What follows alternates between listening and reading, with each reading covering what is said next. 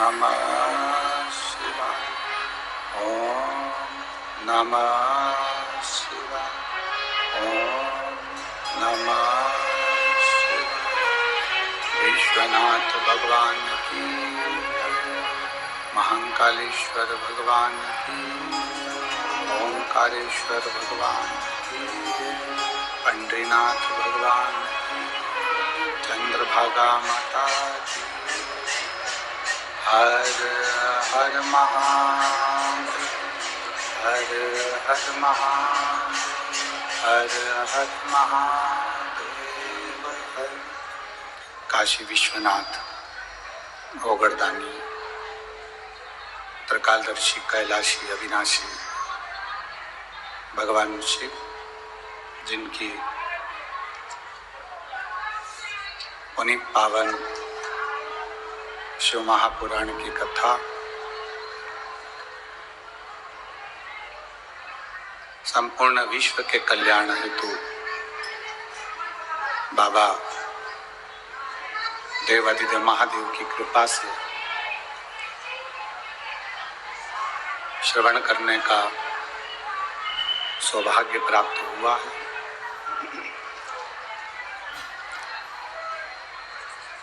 हरि विठ्ठल की, भगवान श्री पांडुरंगा की पवित्र भूमि पंढरपुर, मां चंद्रभागा का पवित्र तट, जहां आप और हम बैठकर शिव महापुराण की कथा का लाभ ले रहे हैं। बड़े पुण्यभागी हैं पंढरपुर के सभी रहनिवासी, सभी संत, साधु, गुरुजन, ब्राह्मणजन, कीर्तनकार, तपस्वी जन, जिनके पवित्र सानिध्य में ये पवित्र शिव महापुराण की कथा आयोजित की गई है। कथा के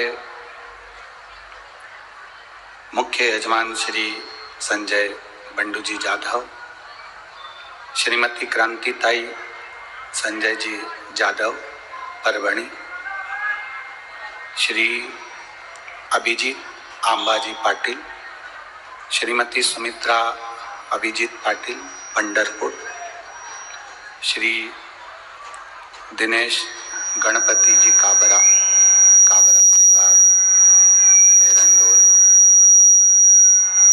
स्वर्गीय हनुमान प्रसाद तिवारी जी, स्वर्गीय त्रिवेणी भाई तिवारी जी की स्मृति में तिवारी परिवार कारंजा, शिव शंकर राव साहब बिराजदार पुणे, स्वर्गीय हीरा जी पाटिल जी की स्मृति में छाया निम्बाजी पाटिल द्वारा नेपानगर, शशिकांत अरविंद श्रीवास्तव बंटी जी कायस्थ साकरी से, स्वर्गीय राजेंद्र परदेशी जी की स्मृति में सविता जी द्वारा अक्कलकोट से पवित्र शिव महापुराण के यजमान पद पाए हैं। एक बार जोरदार ताली बजाकर सभी यजमान परिवार का बहुत बहुत साधुवाद, वंदन, अभिनंदन, जिन्होंने इस पवित्र शिव महापुराण की कथा का लाभ लेकर अपने जीवन को कृतार्थ किया है, धन्य किया है। आप और हमारा सौभाग्य है, हरि और हर की ये पवित्र भूमि है पंढरपुर, जहां साधु संत सन्यासी तपस्वी साधक उपासक सभी भगवान की अविरल भक्ति को प्राप्त करते रहे हैं।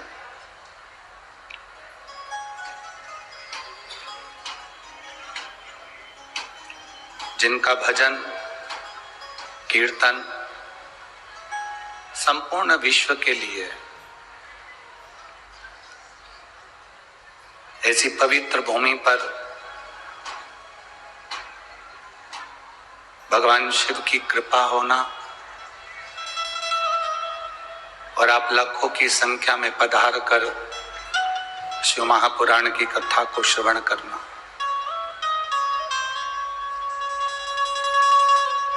ये प्रभु की कृपा है, ये उनकी उदारता है। ये देवादिदेव महादेव भगवान देव शंकर की करुणा है।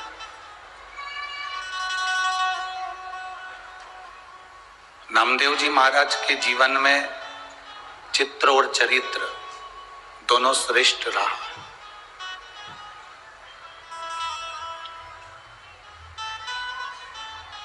जैसे राधा जी ने गंगा जी से प्रश्न किया था कि इस पवित्र भूमि पर तुम बुआरी क्यों लगाती हो, झाड़ू क्यों लगाती हो? इस पवित्र भूमि को गंगा तेरे घाट पर आने वालों के पाप तू धो देती है और तू चंद्रभागा के तट पर आई। क्यों?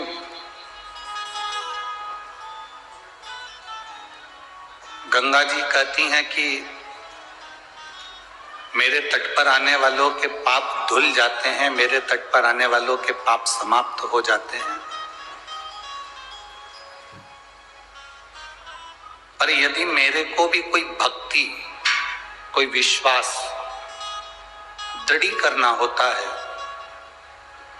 मेरे को भी भक्ति और विश्वास को जब दृढ़ करना होता है और भगवान की शरणागति चाहिए होती है, तो मैं इस पंढरपुर की पवित्र भूमि पर चंद्रभागा के तट पर आकर बुआरी लगा लेती हूँ, झाड़ू लगा लेती हूँ।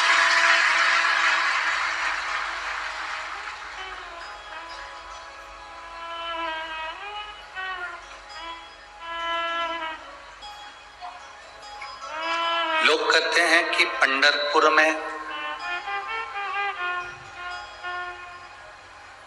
हरि विठ्ठल बार बार प्रकट होकर दर्शन देते रहे, चाहे वो नामदेव जी महाराज हों, चाहे संत तुकाराम जी हों, चाहे वो जनाबाई हों, चाहे मुक्ताबाई हों।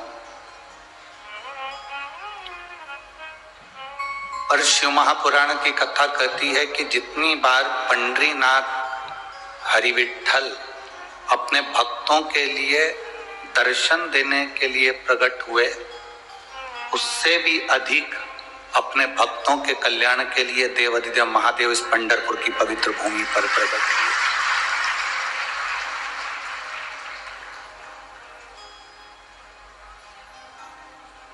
गंगा जी का जल, यमुना जी का जल, सरयू जी का जल, पवित्र पवित्र जितने भी संसार के जल हैं, नदियों के, सरोवर के, कुंड के जल हैं, उसमें एक जल की पवित्रता चंद्रभागा नदी के जल की भी।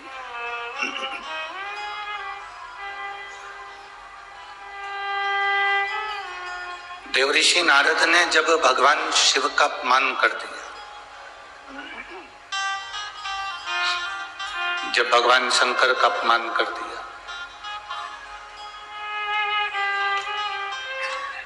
भगवान विष्णु ने देवऋषि नारद को समझाया कि तुमने ये गलत कर दिया, शिव जी का अपमान तुमने करा है। माना कि तुमने कामदेव को जीत लिया, काम पर तुमने विजय प्राप्त कर ली, पर अपने ऊंचे शब्द नहीं बोले।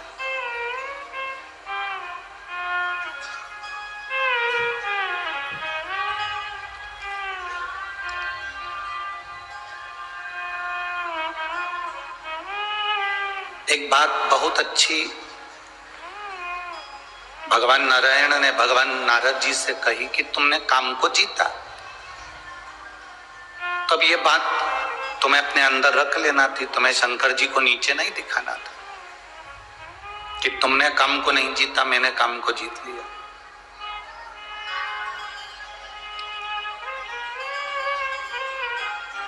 दुनिया को जी भर कर जियो, दुनिया को मन भर कर जियो, मना नहीं है। पूरी दुनिया को तुम मन भर कर जियो, मना नहीं है, और दुनिया को मन में मत भरो, ये शिव महापुराण की कथा कहती है। दुनिया को मन भर कर जियो, ये हमारा शास्त्र कहता है, मना नहीं। खूब एंजॉय की जिंदगी जियो, दुनिया को खूब मन भर कर जियो, पर दुनिया को मन में मत भरो। आसक्ति, काम, लोभ, तृष्णा, वासना, ये सब अपने भीतर नहीं उतारना।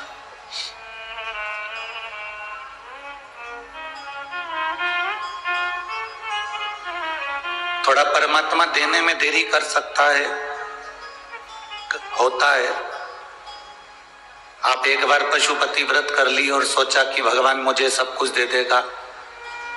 आपने दूसरा पशुपति व्रत करा, विचार करा कि मुझे भगवान देगा। हो सकता है कि किसी को एक व्रत में भी दे दे, और किसी को 2 व्रत में भी दे दे, और किसी को 3 व्रत में भी दे दे, और किसी को 4 व्रत तक भी ना दे।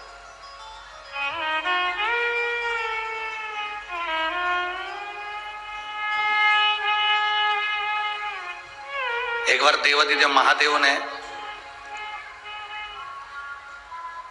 नंदी से कहा, जाओ नंदी,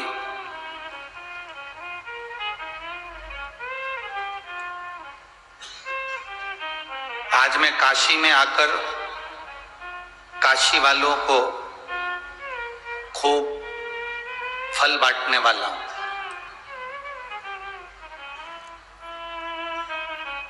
जाओ नंदी, सबको सूचना दे दो कि मैं काशी में फल बांटने के लिए आ रहा हूं। मेरे पास में बहुत सुंदर फल है, मेरे पास में सेब है, एप्पल है, और मैं काशी में जितने भी लोग रहते हैं, मैं आज पूरे गांव में, पूरे नगर में ये फल बांटूंगा। काशी में सूचना मिल गई सबको, शिवरात्रि के दिन शंकर भगवान फल बांटने वाले हैं। सब काशी विश्वनाथ के मंदिर के बाहर लाइन लगाकर खड़े हो गए। उस दिन शिव खुद प्रकट होकर फल बांटने वाले।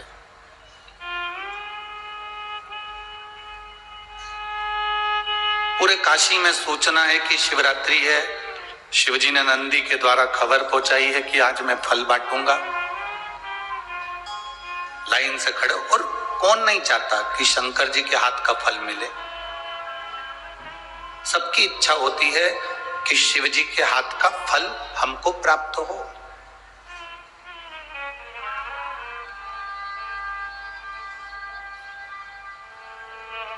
हर व्यक्ति के दिल की इच्छा होती है कि शंकर भगवान के हाथ का कुछ फल हमको मिल जाए। एक बात आप लोगों से कहना चाहेंगे, इस पवित्र पंढरपुर की धरा से जितने लोग आस्था चैनल पर सुन रहे हैं, जितने फेसबुक यूट्यूब पर सुन रहे हैं, और जितने इस पवित्र पंढरपुर की भूमि पर चंद्रभागा के तट पर लाखों की संख्या में जितने भक्त सुन रहे हैं, आप लोगों से एक निवेदन करना चाहेंगे। आपका भी मन करता है कि हमें गुरु जी के हाथ से कुछ मिल जाए, या मंदिर से कुछ मिल जाए, या भगवान के हाथ से कुछ मिल जाए, या किसी के हाथ से कुछ मिल जाए। आपका भी दिल करता है, आपका भी मन करता है। परशु महापुराण की कथा यहां तक कहती है कि मात्र गुरु का दर्शन हो, मात्र शंकर भगवान के शिखर का दर्शन हो, या पवित्र नदी के जल की रज का भी स्पर्श हो जाए, तो ये समझ लो कि गुरु और शिव की कृपा से ही आपको प्राप्त होती है।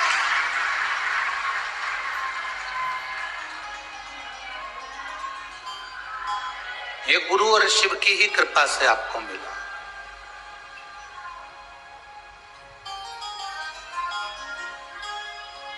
पूरे काशी में सूचना मिल गई कि आज भगवान शंकर फल देंगे अपने हाथों से। लाइन लगी, ढेर भीड़।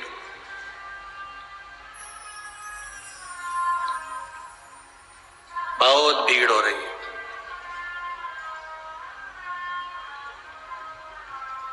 एक लड़की छोटी सी 6 वर्ष की उसकी उम्र है, 6 वर्ष की उसकी उम्र, और वो भी फल लेने के लिए लाइन में खड़ी हो गई। लाइन में चलते चलते चलते चलते चलते सबको फल मिल रहा था, तो शंकर जी ने उसको भी दिया। लड़की ने फल लिया। जैसे ही लड़की फल लेकर बाहर गई, उसके सामने एक बड़ा सारा गटर थी, खड्डा था, हाथ में जो फल था वो गिर गया, गटर गया। बेटी उदास हो गई, मेरा फल गटर में चले गया, गंदगी में चला गया, अब क्या करूं? उसने कहा दूसरा ले लेती। दूसरा फल लेने के लिए लाइन में लगी तो लाइन जो दूसरी वाली थी वो इतनी लंबी इतनी लंबी इतनी लंबी कि उसको घंटों तक खड़ा रहना पड़ा, फिर भी लगी रही। चलते चलते चलते चलते थोड़ी देर बाद उसने देखा कि शंकर जी के जो फल की डलिया है वो तो कम होती जा रही है, मैं जाऊंगी जब तक तो सब खत्म हो जाएगा। उसको ये नहीं मालूम कि शंकर जी की फल की डलिया कभी खत्म होती ही नहीं, पर वो तो बच्ची है ना, वो तो बालिका है,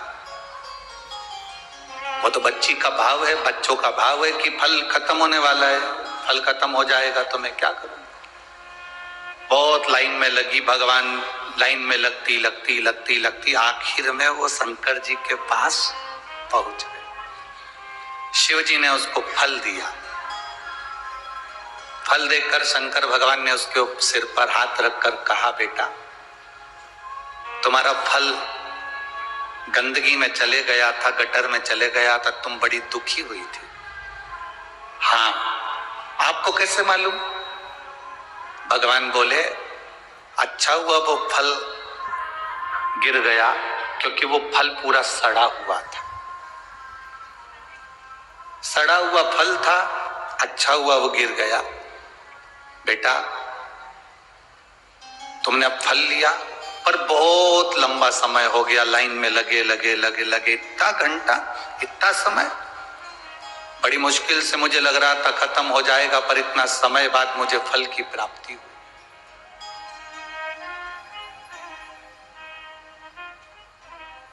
इतने समय के बाद मुझे फल की प्राप्ति हुई, ले फल जाओ। शंकर जी ने कहा, अब तुम्हें वो सड़ा हुआ फल तो तुम्हारा चले गया, तुम्हें लग रहा था कि फल की डलिया भी खाली हो रही है, फल की डलिया भी खाली हो गई थी, पर तुम्हारा जब नंबर आया तब पेड़ से तोड़े हुए ताजे फल तुम्हें प्राप्त हो रहे हैं। पेड़ से तोड़े हुए ताजे फल तुम्हें प्राप्त हो रहे हैं। शंकर भगवान उस बेटी को विदा कर देते हैं और ये कथा हमारे जीवन को दे जाती है, शिव जी की ये कथा, कि कभी कभी हमें कुछ अच्छा मिलने वाला होता है, हमारा किसी कंपनी में जॉब लगने वाला होता है, कभी कभी हमारे कहीं अच्छी जगह संबंध होने वाला होता है, कभी कभी ऐसा लगता है कि मेरी बेटी की शादी वहां होने वाली है, मेरे बेटे का संबंध वहां होने वाला है, कभी कभी लगता है मेरा मकान बनने वाला है, कभी कभी लगता है मेरा ये काम अब चुटकियों में हो जाएगा, 8 दिन में मेरा काम समझ जाएगा, पर वो काम तुम्हारा नहीं होता है तो समझ लेना शिव जी ने तुम्हारे लिए स्वीकार नहीं किया, वो शंकर जी ने तुम्हारे लिए स्वीकार नहीं किया। अब तुम फिर मेहनत करो। अब मेहनत करोगे तो थोड़ा लंबा समय लग सकता है, एक पशुपति व्रत करोगे, 2 करोगे, 3 करोगे, 4 करोगे, थोड़ा समय लग सकता है।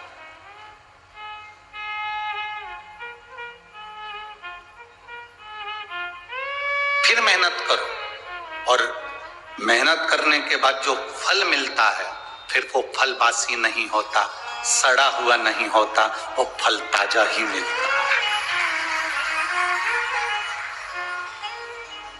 हम जल्दी हार जाते हैं, हम बहुत जल्दी हार जाते हैं, और इतनी जल्दी हम हार मान लेते हैं, इतनी जल्दी हार जाते हैं कि हम अपनी जिंदगी को ये समझ लेते हैं कि अब हमारा जीवन बेकार है और हम हमारे प्राणों को छोड़ दें ना। शिव महापुराण की कथा कहती है कि शंकर भगवान के सामने विष का कटोरा रखा था और उन्होंने विष पिया। जितना अमृत पीने वाले देवताओं का नाम आज तक लोग नहीं जानते, उतना विष पीने वाले का नाम बच्चा बच्चा जानता है।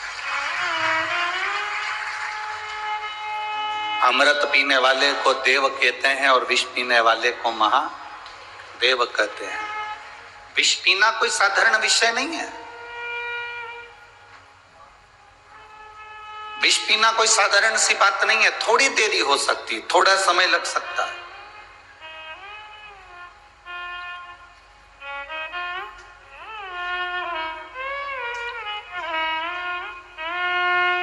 कोई ने तुमसे कह दिया कि दान करो तो पुण्य मिल जाएगा।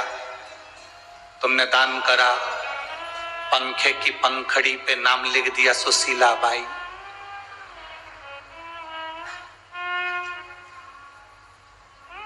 पंखा घूम रहा है तो सुशीला बाई भी घूम रही है। चली गई फिर भी आज तक घूम रही है।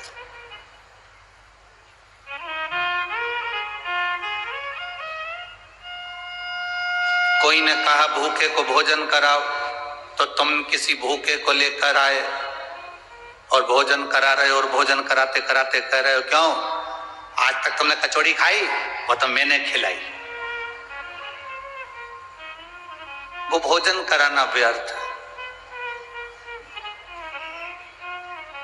वो व्यर्थ। पंखे पर नाम लिखा दिया, टीवी पर नाम लिखा दिया, वो व्यर्थ है। उसकी कोई परिभाषा नहीं है। यहाँ कथा के मंडप में एक बहन बैठी हुई है, आपके महाराष्ट्र की ही है। हम तो इतना स्मरण उनका गांव नगर का नहीं जानते, पर वो जब भी कुबेरेश्वर धाम आई है तो उसने आने पर, कुबेरेश्वर धाम पर पानी की बड़ी कमी रहती थी, तो वो बहन जब आती थी तब एक बोर करा कर जाती थी। वो यहाँ बैठी हुई, कहाँ है, जरा खड़ी हुई, कहाँ है? अच्छा इधर है क्या? यहाँ बैठी हुई। तो एक बोर, वो हमेशा एक ही बात कहती थी, गुरुजी अपने धाम में, बाबा के धाम में बोर लग जाए ना तो थोड़ा पानी आ जाए तो शिव को चढ़े। ये कोई लेखनी नहीं, कोई दिखावा नहीं।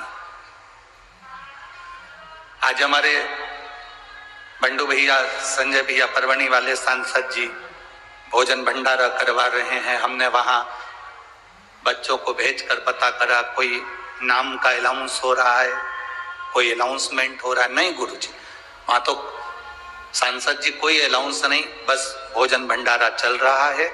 इतना जरूर कहते हैं कि धीरे धीरे जाओ, आराम से जाओ, भर पेट खाओ और झूठा मत छोड़ो। इसी को भाव कहते हैं, इसी को भाव की श्रेष्ठता कहते हैं,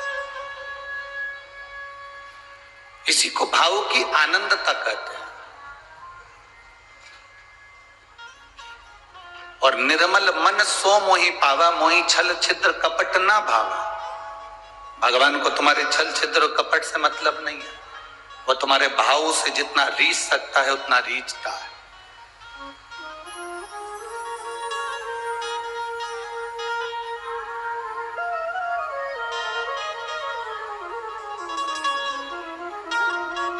आज सुबेरे की बात है, एक यहीं के एक बालक ने पूछा कि गुरुजी, सुबह जब हम पाठ कर रहे थे तब वो पूछ रहा था,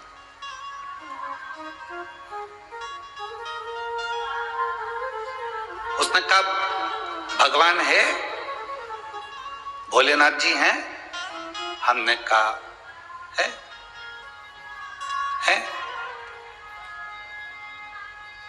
आपने देखा है? हमने कहा नहीं।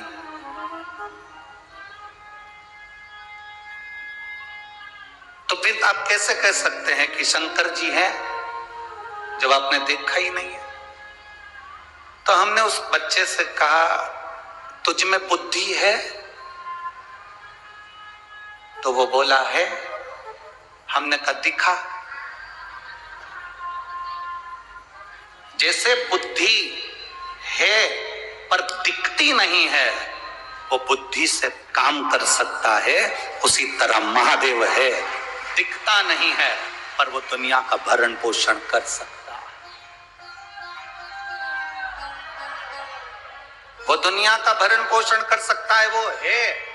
बस हमारे नेत्र हमको ऐसे चाहिए जिससे वो हमारी पहचान कर सके।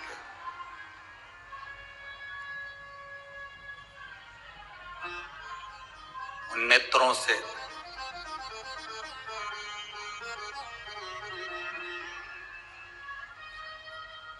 जना भाई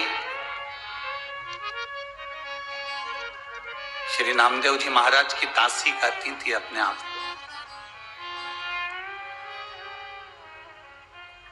जना भाई नामदेव जी महाराज की दासी कहती थी अपने आप को। जना भाई की माता जी करुण और उनके पिता दमा, दोनों के अलग अलग भाव थे। जनाबाई की माता शंकर भगवान को जल चढ़ाए बिना रहती नहीं थी और जनाबाई के पिता दमाजी भगवान हरि विठल का नाम लिए बिना रहते नहीं थे। जरा विचार करिएगा, आप जरा अपनी बुद्धि में इस कथा को उतारिएगा। जरूरी नहीं है कि तुम्हारे घर के सभी सदस्य शंकर जी को जल चढ़ाएंगे, जरूरी नहीं कि तुम्हारे घर के सभी लोग भगवान शिव को मानेंगे, और जरूरी नहीं कि पूरे घर के लोग राम जी को मानेंगे, विठल को मानेंगे, कृष्ण को मानेंगे, या दुर्गा जी को मानेंगे, या देवता जी को मानेंगे। उसकी जहां रुचि होगी वो उसको मानेगा, उसका जहां भाव होगा वो उसको भजेगा। जैसे पार्वती मैया तप करती थी और उनके तप बल की परीक्षा लेने के लिए भगवान शंकर आ जाते थे, पर परीक्षा लेने के साथ में उनका कल्याण भी करते थे, उनको दर्शन भी देते थे।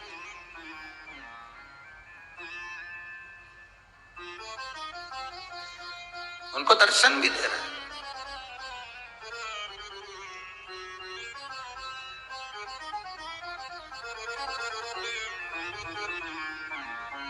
जब भीतर से भाव प्रकट होता है तो परमात्मा स्वयं आकर व्यवस्था करता है। स्वयं जब भीतर से भाव प्रकट होता है तो परमात्मा स्वयं आकर व्यवस्था करता है। स्वयं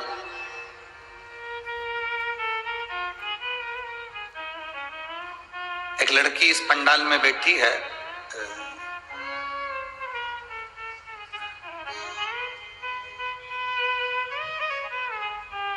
अनीता दादा राजपुरे, कहीं बैठी है? कहीं बैठी है क्या? अच्छा, ये बेटी है। अब इस बेटी को आप अगर देखेंगे, इधर आ जाओ, दौड़ के आ।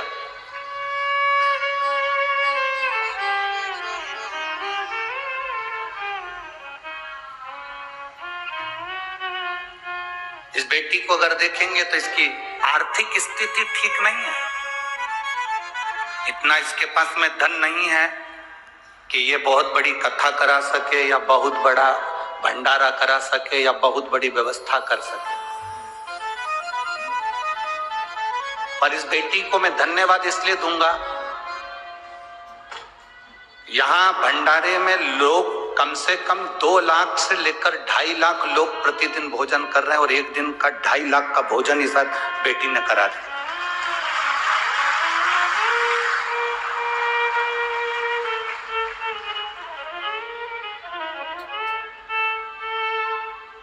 अब इस बेटी की आर्थिक स्थिति ठीक नहीं है, पर विश्वास इतना दृढ़ था,